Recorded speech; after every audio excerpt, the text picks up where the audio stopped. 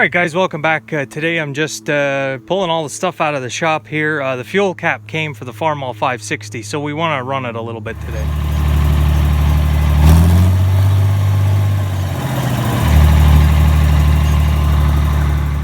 Alright, we got everything moved out of here. 3 tractors and a sprayer. Let's look at this 560 now. Alright, so the new cap is here. One thing I will say, it is a lot heavier than the old one. I had the old one off. The old one is very light compared to the new one. Same cap. You'll notice the dent in the top of this one.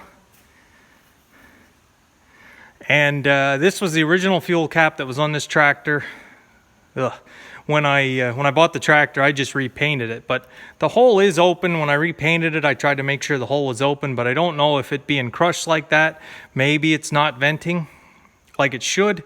But either way, it was a very inexpensive part here, so put the brand new cap on it, and should be vented. It's a triple baffle cap, and this cap will work on just about any international tractor. The list was amazing, from your 706 66 series. I think it even works for the 86 series. So there it is.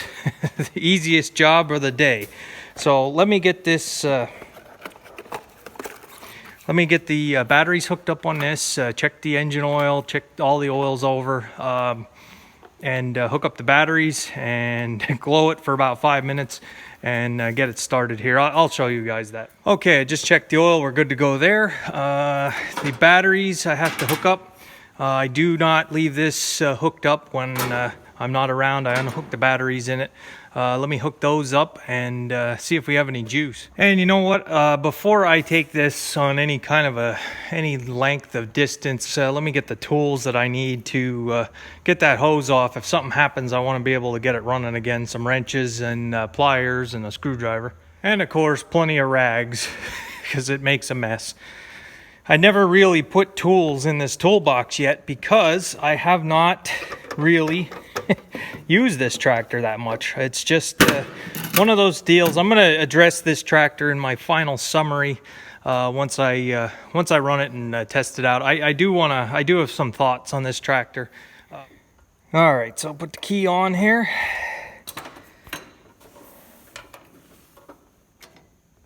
And now we wait. Got to glow this engine. It's cold today. It's about 62. It's amazing. Absolutely love this time of year. All right, that was about a minute. Let's see what it does after a minute.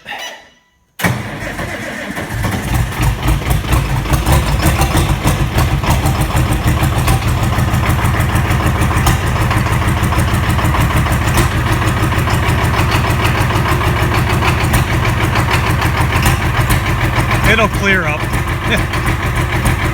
Takes a little bit off camera. Let it warm up before I start driving it around too much.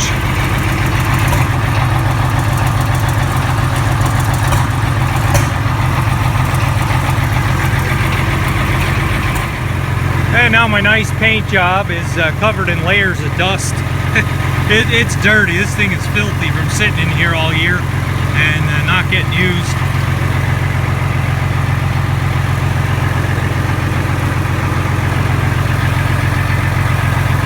I did find a pair of fenders, but the guy wasn't real interested in contacting me back, so I'll just keep looking around. All right, we're outside here. It's still warming up. We still have high oil pressure here till it gets warm.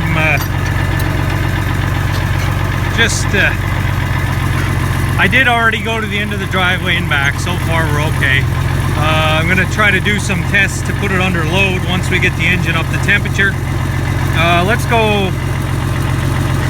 We're going 4th gear and just start going here in 4th.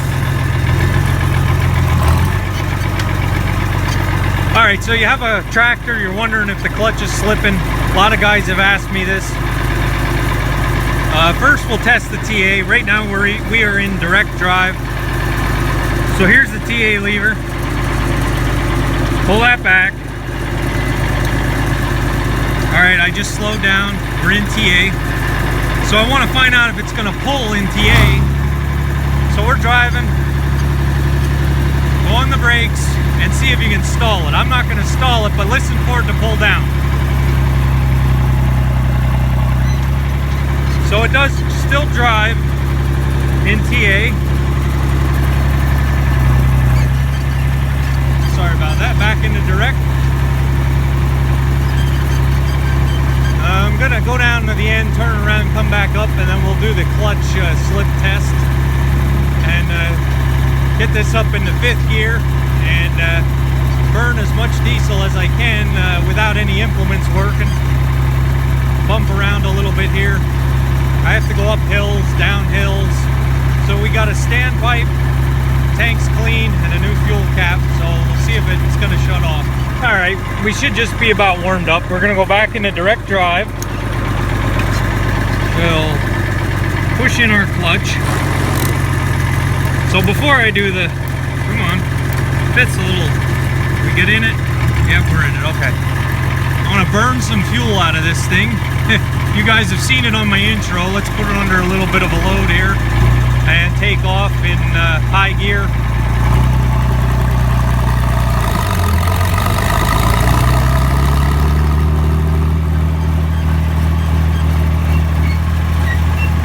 Without hitting all the potholes.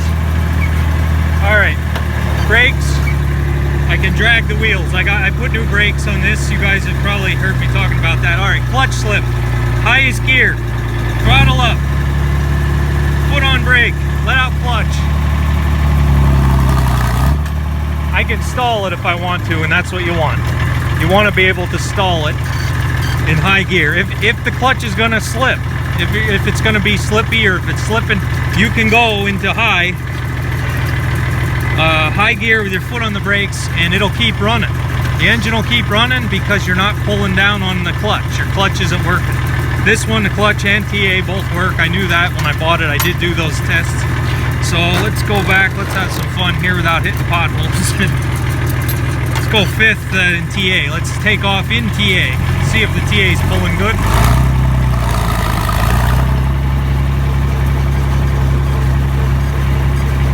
No problem there. Let's go up into direct.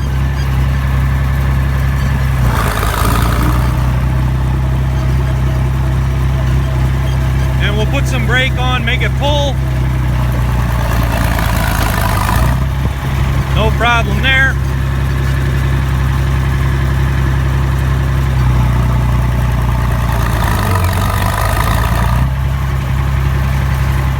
Alright, so I went back and forth about 6 times. Everything seems to be working so far. The other thing I can test out, I know the fast hitch still works.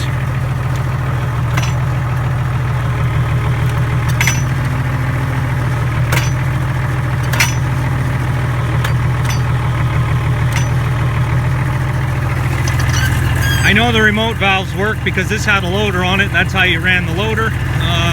There's a set of valves on this side, set of valves on this side, and a set of rear remote valves, so they do work. The horn I did have working, then it didn't work, then it did, then it didn't, so I have to look into that. Lights.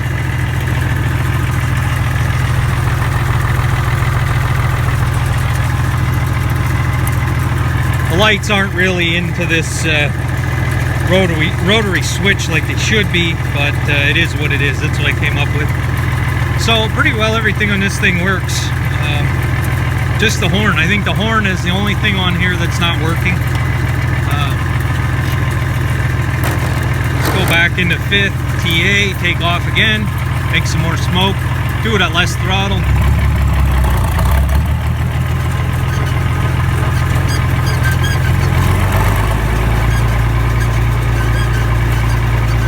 So I wanted to go up on the hill and get on some terrain that's a little bit uneven. But there's another hunting party here. I don't want to be in their way. I'm probably aggravating them enough already doing this.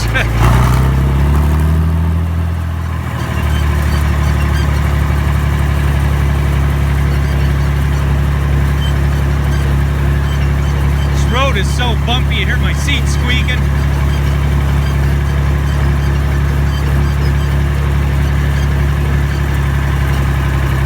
I'll get flipped around and take off the other way in 5th direct again. All right, let me line up here where the road is a little smoother. 5th direct, full throttle. Hang on.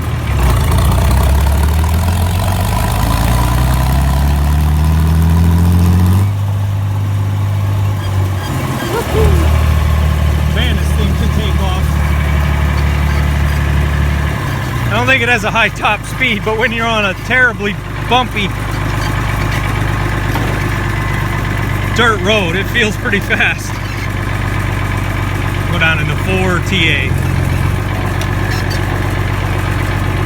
So this TA is not going to hold you back going down a hill. A lot of guys don't know it's not like that TA that will hold you back. This TA you will freewheel if you're in TA going down a hill with a load. It's just meant to be, let's do a simulate. Okay, I'm plowing now, I'm going along. It's getting hard, it's smoking, the wheels are spinning. Now you can downshift. Same with baling. You're baling hay, you get to a lump or something, slow it down. That's kind of what this TA was designed for. It's not meant to hold you back going down a hill, so you will freewheel. I have already, my International 544 was like that, and I forgot about it the one day I had it TA and went down the hill, and it went. So, alright, let me get off here, we'll do a walk around. See if there's anything leaking, anything I have to address yet. Just park it there. And put our brake on.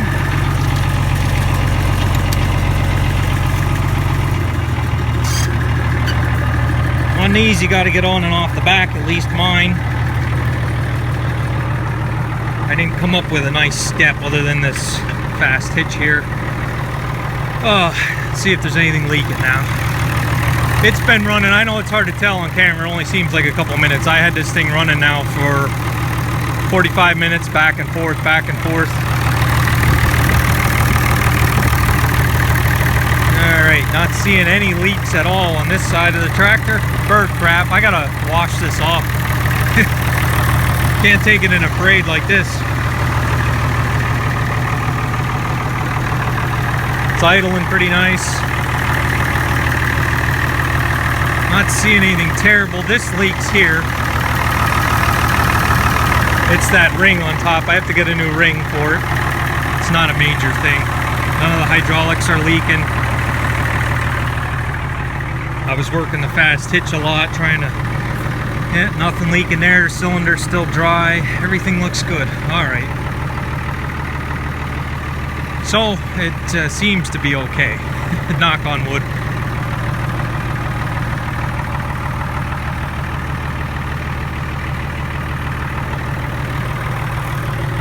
All right, I'd say problem solved, thank goodness. I'm gonna put it away and I have a final summary on this tractor. All right, I don't have much time, there's a storm coming, it's getting cloudy. So, one, two, and we walk out here, all the way out the end, 90-foot long building. 3, 4, 5. All right, so why do I have 5 tractors? All right, so you guys might remember way back when I started YouTube, I did a couple videos on that Farmall 560. The restoration, they weren't very in-depth because I was new to YouTube and didn't really know what to do. I didn't really find my voice till like 600 subscribers. I was getting more comfortable with things. But anyway, I had bought the Farmall 560. It was advertised a private sale. I actually saw it on, I think it was Marketplace on Facebook. And I saw the address was just probably 3 miles from my house. So I called the guy right away and he said, it's here. He said, but it ain't gonna last long. I went out there, looked at it, drove it. You guys have seen what it looked like before. It was a pretty rough looking tractor if you want to check those old videos out. So I drove it and I asked him what he wanted for it. He dropped $500 from his original asking price and I said sold. I'm going to take it home. So wrote him a check and drove it home. Began the restoration. The reason I bought it, the reason why I was so interested in it was, one, it had a loader on it, and I needed a loader tractor. I did not have the 395 at that time, and none of my tractors had a loader. Yeah, I could have bought a 2250 for this and was looking for some, and this 560 was cheaper than a 2250 would have cost me. So I figured for what I paid for it, I can fix it up, get it going, make it nice.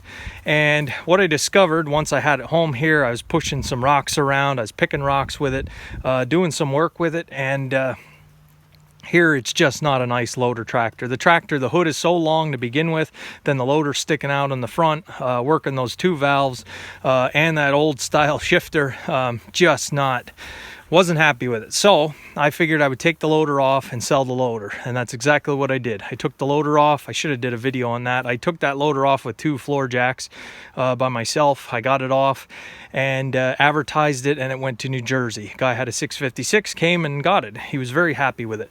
So it didn't solve my problem of needing a loader. You guys remember back in December I'd found this. This was cheap. This was another private sale, and I was happy to get this because it had the shuttle for the front and back, and it had the joystick, and it's just a lot handier of a loader. Wouldn't lift as much as the 2001 series loader on the 560, but I was very happy with it and started restoring this one. So I got my loader out of the deal. Now I had a 560 that I restored, my 560. My plans for that, for the farm here, was to mow some hay with it. I got a bunch of fields I can mow. Out of 6 hay fields, I can mow a bunch of them with that 560. But the trouble is it's I have to widen it a little bit. The wheels are set in too far. It's kind of a high center of gravity tractor on hills. When I'm on the steep hills, I either want to be on this one or the 986, because the 986 is set so wide. So I was going to use it to mow some hay with, just so it gets run. I was going to TED with it a little bit just to keep it running.